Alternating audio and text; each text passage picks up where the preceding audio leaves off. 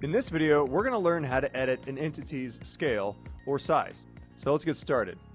All right, I'm in a scene here. I just have a box, and there are a few different ways to edit the scale of an entity.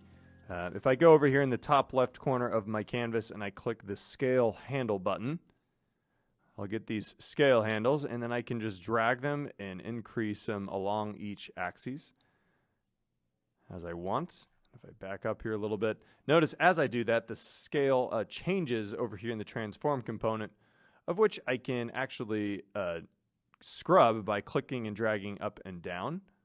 And if I have the uniform scale button, they'll all move congruently together. And if I uncheck that, I can just add the values in that I want, and it will change based on these specific values. And that's it. That's how you edit scale in Amazon Sumerian.